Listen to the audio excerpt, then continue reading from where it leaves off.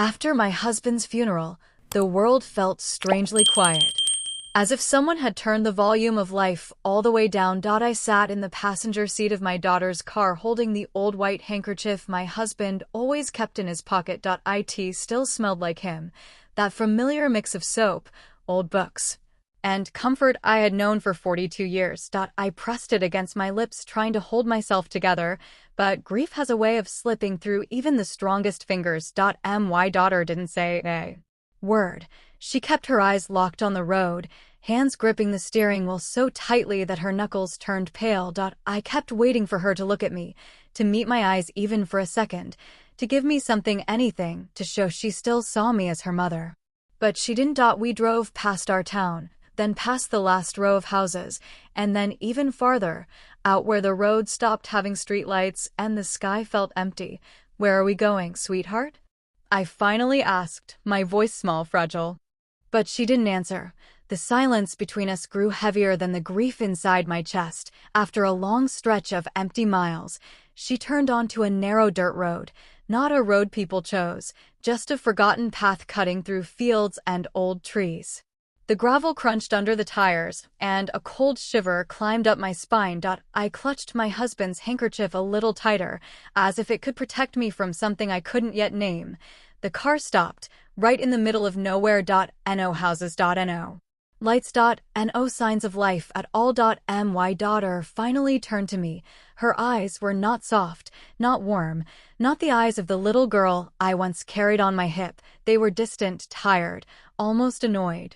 She took a slow breath and said words I never imagined hearing from my own child. "Mom, this is where you get off." For a moment, I forgot how to breathe. I stared at her, waiting for her to explain, waiting for her to tell me she didn't mean it, but she didn't. She unlocked the door instead. The cold wind rushed in, sharp and unforgiving. My husband's handkerchief slipped from my shaking hands and landed on the dirt outside. I felt something inside me crack, not a little crack, a deep, slow break that reached places I had kept strong all my life. Not when I lost my parents. Not even when I watched my husband take his last breath. No, that moment on the deserted road, with my own daughter telling me to get out of her car, that was the deepest wound of all. I held the door frame, trying to steady myself, trying to understand how love could disappear so completely between one heartbeat and the next. "This can't be real," I whispered to myself. But it was painfully real. "Mom, you need to get out," she repeated, and something inside me shattered beyond repair. That day I learned that grief doesn't always come from losing a husband. Sometimes it comes from losing a child who is still alive, and that was the moment my story truly began. I stepped out of the car slowly, my legs trembling as if they no longer remembered how to hold my weight. The dirt beneath my feet felt cold and uneven, a sharp reminder that I was standing somewhere I didn't belong. Somewhere I wasn't meant to be left. My daughter didn't come out to help me. She didn't even look at me again. She just stared straight ahead, as if I were a stranger blocking her path instead of the woman who gave her life. I bent down to pick up my husband's handkerchief, my fingers shaking so much I dropped it twice. The cloth was covered in dust now, and for some reason that hurt more than anything else, as if the last piece of him was being taken away from me too. "Why are you doing this?" I managed to whisper through the tightness in my throat, but she didn't answer, not directly. Instead, she sighed heavily, the kind of sigh people give when they are tired of carrying something they never wanted. "Mom, I can't take care of you," she said, her voice flat. "I have my own life, my own problems. I don't have space for all of this." All of this. That's what I had become. All of this. A burden. A responsibility. A weight she didn't want to carry. My chest tightened so hard I had to press my hand against it just to breathe. I wanted to remind her of everything I had done for her, how many nights I spent awake when she had fever, how many sacrifices I made to raise her alone after my husband lost his job for 2 years, how I worked double shifts so she could go to college, how I skipped meals so she could eat. But the words died inside me. What difference would it make? Her mind was already made up. Some decisions don't come from anger. They come from coldness, and coldness hurts deeper than hate. She reached for the gear shift and said, "You'll be fine." Someone will come along. This road leads to a small village. They help old people there. Village? Help? No, that wasn't help. That was abandonment dressed up as an excuse. I stepped back from the car, feeling the wind push against my fragile body like it wanted to knock me down. The engine started. My heart stopped. She didn't wait. Not even for one last look. Not even for one goodbye. The car rolled forward, dust rising behind it like a curtain closing on the last scene of my old life. I stood there watching the tail lights fade until they became two tiny red stars, then one. Then none. And suddenly, the silence was so loud it felt like it could swallow me whole. I looked around. There was nothing but empty fields, a cracked road, and the weight of being unwanted settling slowly on my shoulders. I hugged my husband's dusty handkerchief to my chest and whispered, "What do I do now?" But the wind answered for him. The wind always answers when the world turns its back on you. I took a small step forward, then another. Because what else could I do? Life doesn't pause for the broken. It forces them to walk, broken or not.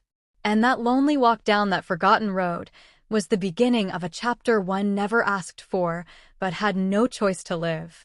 I walked slowly down that lonely road, my steps unsteady, my breath short as if the air itself was too heavy for me to carry. The sun was beginning to set, and the sky was turning that deep orange color that always reminded me of endings, not beautiful ones, but the kind that make your heart ache in quiet places you didn't know existed. My shoes felt too thin for the rough ground, each stone pressing through the soles and into my bones. But I kept walking, because standing still felt worse. At least when you walk, you pretend you still have somewhere to go. At least when you move, you pretend someone is waiting for you, even if you know deep inside there is no one. My husband used to say, "Ellie, you're stronger than you think." His voice came back to me with every step, soft and warm, so different from the cold silence my daughter left me in. I held his handkerchief close, even though it smelled more of dust now than of him. But even dust felt like company in that moment. The wind rustled through the dry grass along the roadside, whispering like it had secrets meant only for the broken. I listened because I had nothing else left to hear. After a while, the road curved, and I saw a faint light far ahead. A small flickering glow, like a lantern hanging outside a doorway. It gave me just enough hope to keep moving. My legs hurt, my back ached, my throat was dry, but hope, even a tiny bit of it, can carry a person farther than strength ever could.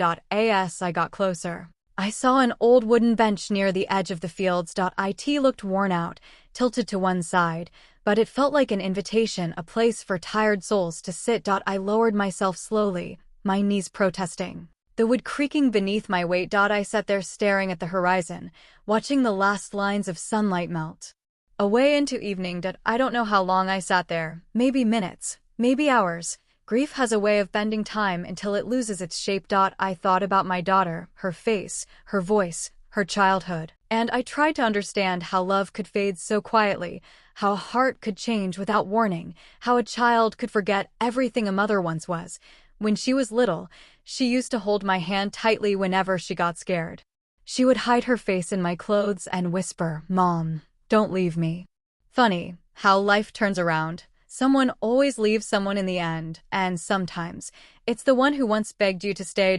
I wiped my tears with the back of my trembling hand, but the tears kept coming, not loud, not dramatic, just soft, steady, like rain that refuses to stop. I didn't cry for myself. I cried because something inside me had died on that road, a trust, a bond, a piece of motherhood I had carried all my life.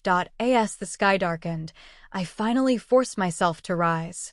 The small glow ahead grew brighter, a tiny village, a cluster of lights, a promise that maybe I wouldn't spend the night alone in the cold. I started walking again, one slow step after another, and with every step, I whispered to myself, "You can do this. Eleanor. You've survived too much to fall here." Maybe it was a lie, maybe it was the last bit of strength I had, but I held on to it, because sometimes a lie of hope is the only thing that keeps a broken soul moving forward in the dark. As I moved closer to the cluster of dim lights, my heart beat faster, not from fear, but from the strange mix of hope and exhaustion fighting inside my chest. The village was small, quiet, and wrapped in the kind of stillness that only old places carry. As if every stone and every worn doorway had its own memory, its own ghost, its own story. I stepped onto the narrow path leading between two small houses, the windows glowing faintly with warm yellow light. It felt like walking into someone else's life. Someone who still belonged somewhere, someone who wasn't standing on the edge of being forgotten. A dog barked from a distance. A slow, tired bark that somehow didn't scare me. It just reminded me I was no longer alone in the dark. I held my husband's dusty handkerchief tightly as if it could protect me from judgment or questions or the truth I dreaded speaking out loud. The first house I passed had a rocking chair on the porch gently moving back and forth as if someone had just left it. A small lantern hung beside the door, swaying lightly with the evening breeze.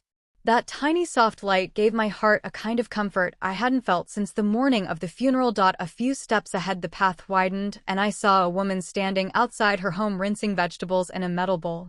Her hair was gray, her shoulders slightly bent like mine, her movements slow but steady. She looked up when she heard my footsteps. Her eyes narrowed, not in suspicion but in curiosity, the kind of careful curiosity older women have when they sense another wounded soul walking near them. I tried to speak, but my throat felt dry as dust. I swallowed hard and managed a small hello. She didn't smile, but she didn't turn away either. She studied me for a moment, then nodded once, as if she understood something without needing to hear it. "You're not from here," she said gently. I shook my head, feeling the sting of tears threaten again. She wiped her hands on her apron and stepped a little closer, not too close, just enough to let me know she wasn't afraid of my sadness. "Are you lost?" she asked. I opened my mouth to answer, but the truth sat too heavy to be spoken in a single breath. "How do you explain that you weren't lost when you started your day, but someone you loved drove you to a forgotten road and left you there like an old suitcase no one wanted anymore? How do you say that the home you lived in all your life no longer had space for you?" I could only whisper, "I have nowhere to go tonight." Her expression softened the way older women do when they recognize a pain they have carried at least once in their own life. She motioned toward a small bench under a tree. "Sit," she said, and I obeyed because my legs were moments away from giving out. She went inside her house without another word. I sat there feeling the night wrap around me, cold and quiet. Soon she returned holding a cup of warm tea. "Drink," she murmured. I took the cup in my trembling hands. The warmth seeped into my fingers, and for a moment I felt like I wasn't completely invisible to the world. She sat beside me, not too close, not too far, just enough to let me know she wasn't going to let me face the dark alone. "My name is Margaret," she said after a long pause, "and no one should be out here alone at night." Her voice cracked slightly, and I understood then. She wasn't helping me out of pity. She was helping me out of memory. She knew what loneliness felt like. I took a slow breath, the first steady one of the day, and whispered, "I'm Eleanor." Margaret nodded as if she had been expecting that name all her life, and then she said words that made my chest tighten with gratitude and grief all at once. "Come inside, Eleanor. You can rest here tonight." And for the first time since my daughter drove away, I felt something I thought I had lost forever, a small, fragile sense of being wanted, even if only for one night. Margaret's house was small but warm, the kind of warm that doesn't come from heaters or blankets, but from the quiet kindness of someone who has lived enough life to understand what pain looks like. I stepped inside slowly, my eyes adjusting to the soft yellow glow of a single lamp on a wooden table. The air smelled of soup, old books, and something sweet baking in the oven. It felt like stepping into a memory I didn't know I needed. She pointed to a chair near the table, and I sat down, feeling the weight of the day pull hard on my shoulders. My hands were still trembling, so I kept them folded in my lap, trying not to fall apart in front of a stranger. Margaret moved around the small kitchen with calm familiarity, her footsteps soft, her breathing steady. She reminded me of women from older times, women who carried their grief quietly and their kindness loudly. After a few minutes, she placed a bowl of warm broth in front of me. "Eat," she said gently. I stared at it for a moment before lifting the spoon. My hands shook, but the warmth of the soup steadied something inside me. With each small sip, I felt pieces of myself that had cracked earlier begin to settle, not heal, but settle. Margaret watched me the way people observe someone trying to hold themselves together, not with pity, not with judgment, but with a silent promise of patience. When I finished, she took the bowl and set it aside, then sat across from me. Folding her hands on the table, she didn't ask questions. She simply waited, and sometimes that is the greatest act of kindness, to let someone speak when they are ready. I took a shaky breath and whispered, "My daughter left me today." The words tasted bitter, unreal, as if speaking them made the wound deeper. Margaret didn't react, not with shock, not with anger, not with disbelief. She just nodded slowly, as if she had heard stories like mine before. She leaned back slightly and said, "Children forget.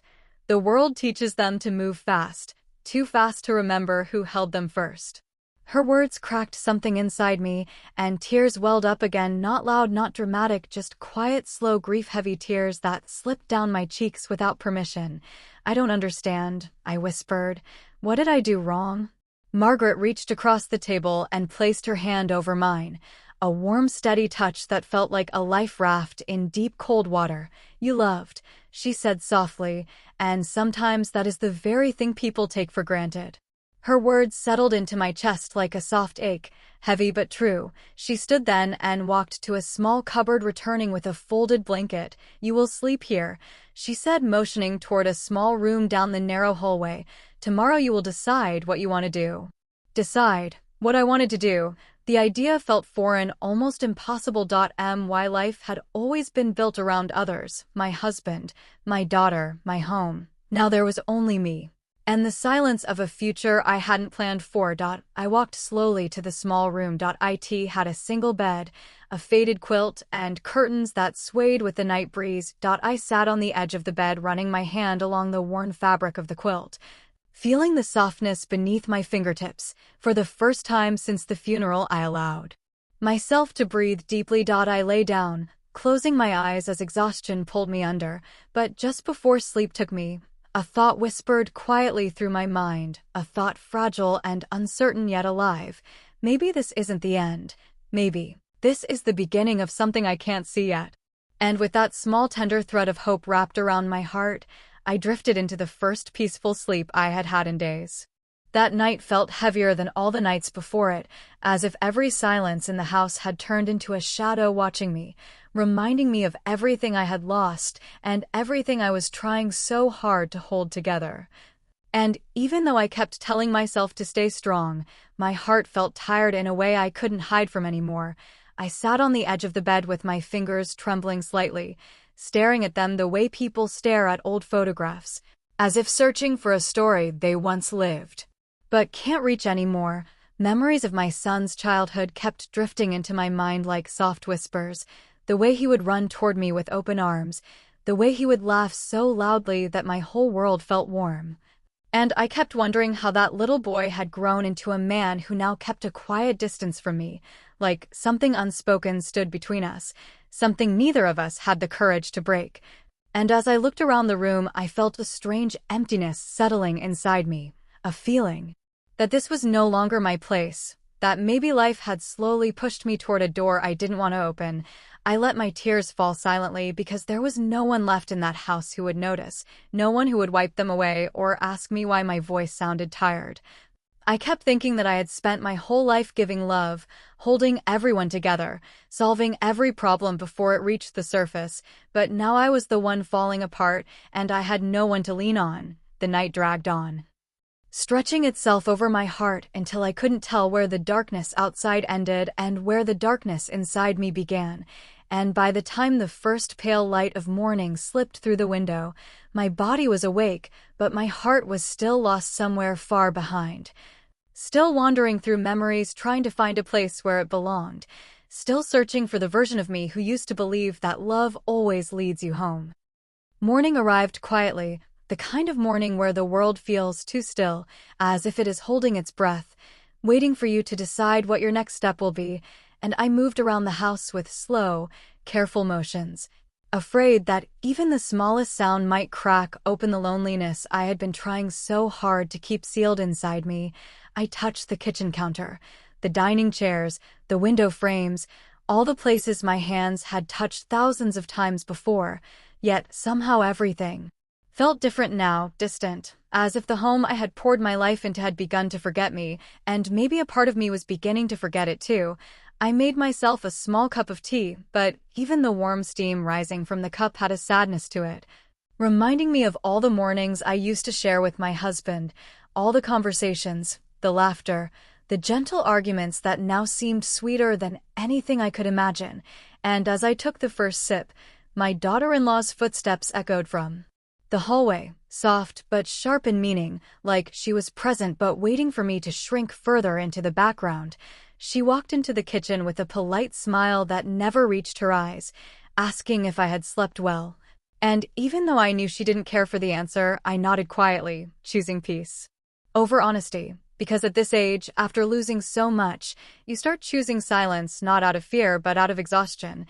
And while she moved around the kitchen opening cabinets as if she was reminding me this was her space now, I felt something heavy pressing against my chest, something warning me that a big change was coming, a change I wasn't ready for, but one I sensed she had already prepared in her mind.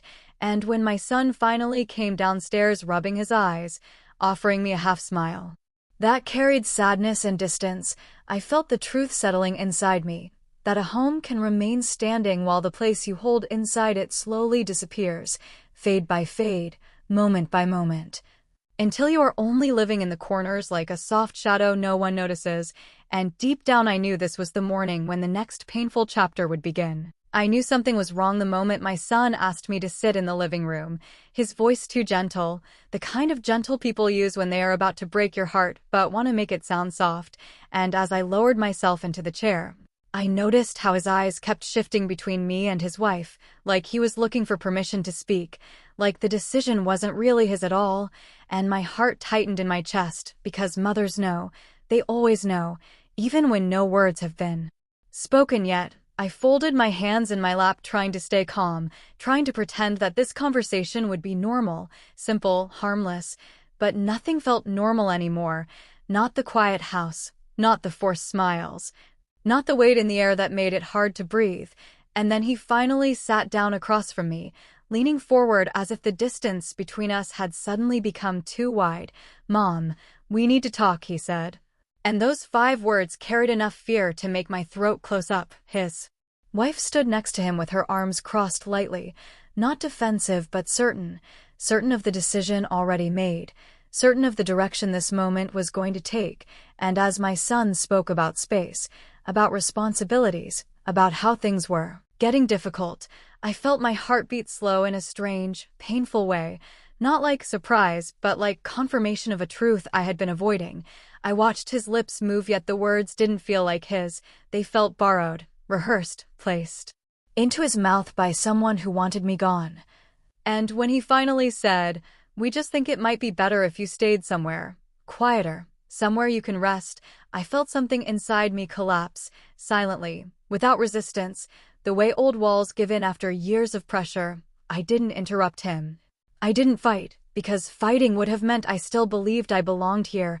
And as he looked down at his hands, ashamed of what he was asking, ashamed of the weakness in his voice, I realized I wasn't losing my home that morning. I had already lost it long ago, piece by piece, moment by moment, and now they were simply telling me out loud what my heart had already known. And in that single long breath, the world around me dimmed, as if God himself had paused everything just to watch how a mother survives being pushed out of the very life she helped build. I sat there holding my breath without meaning to, as if breathing too loudly might make the situation even more real, and my son kept talking in that soft, strained voice, explaining things I had already understood long before he opened his mouth. Words like temporary and just until things settle floated in the air like dust, meaningless, weightless, meant only to make the truth less sharp. But a mother's heart can feel the blade even when it's wrapped in velvet. I kept my eyes on him, searching for the little boy I used to comfort when he cried, the one who once clung to my dress and promised he'd never leave me. But all I saw was a man trapped between love and pressure, between his own guilt and his wife's expectations. I didn't blame him. Not completely. Life changes people in ways they don't notice, but the sting of his words still crawled under my skin like cold wind. And then his wife stepped forward, her tone polite but firm, the way someone sounds when they've already arranged the world the way they want it. She said they had found a place just outside town, a place where I would be more comfortable, and even though her voice was smooth, her eyes held a single message: this house is no longer yours, this life is no longer yours. And as she talked about peace and quiet, I realized she wasn't offering me peace, she was offering distance, the kind that closes doors without ever slamming them. My fingers trembled slightly, but I kept them folded in my lap. Because dignity was all I had left in that moment, and I whispered, "If this is what you think is best," even though the words tasted like heartbreak, and as soon as I said them, my son's shoulders dropped in relief, not because he wanted me gone, but because he didn't have the strength to fight for me, and that. I sat there holding my breath without meaning to, as if breathing too loudly might make the situation even more real, and my son kept talking in that soft, strained voice, explaining things I had already understood long before he opened his mouth. Words like temporary and just until things settle floated in the air like dust, meaningless, weightless, meant only to make the truth less sharp. But a mother's heart can feel the blade even when it's wrapped in velvet.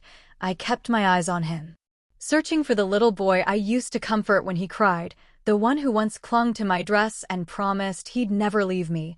But all I saw was a man trapped between love and pressure, between his own guilt and his wife's expectations. I didn't blame him.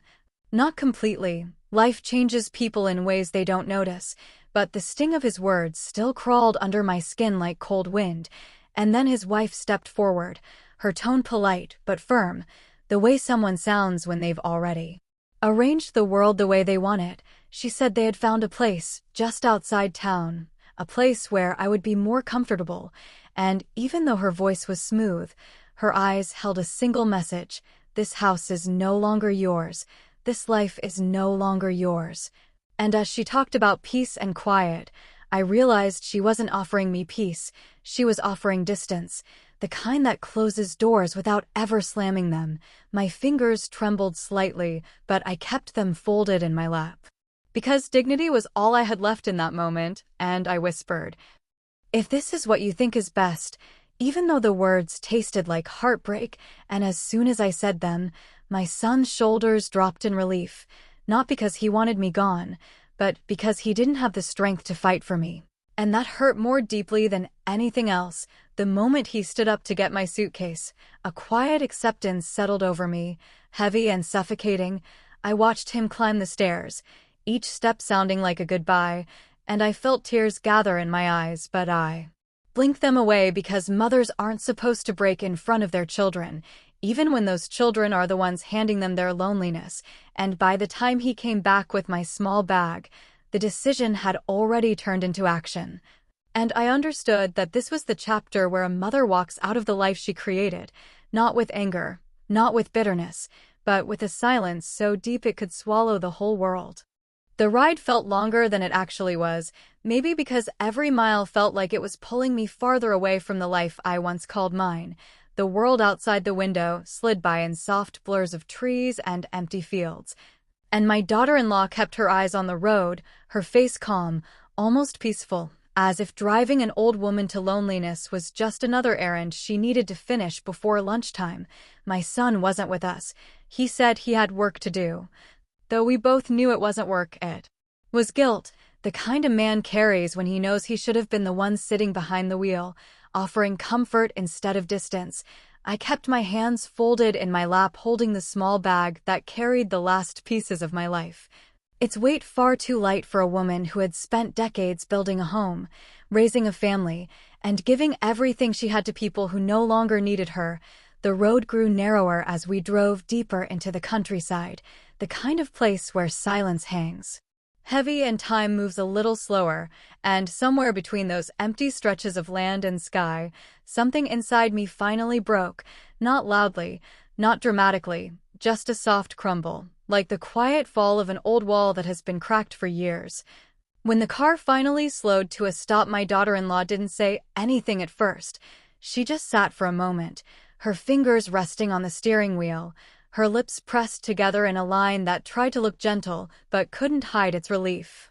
I opened my door before she could pretend to help, because I still had enough strength left to choose dignity. The air outside was cold, and it wrapped around me like a warning of the loneliness waiting ahead.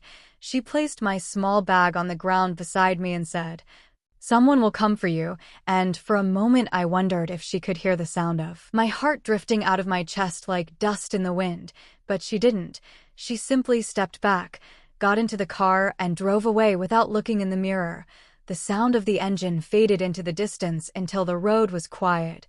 The kind of quiet that presses against your ears and makes you feel the shape of your own breathing. I stood there on the side of that empty village road with nothing but a bag and the echo of a life that no longer had a place for me, and though my hands trembled and my eyes burned, I didn't cry, because sometimes a mother's deepest tears never make it to her face. They stay buried in the place where love and pain become the same thing, and as I watched the dust settle on the ground where the car had disappeared, I whispered to myself, "This is where you begin again," even though I had no idea what that beginning would look like, or if I was strong enough to face it. But in that moment, standing alone with the weight of everything I had lost, I chose to breathe, and somewhere in that quiet breath, I found the courage to take one small step forward into whatever life had left for me.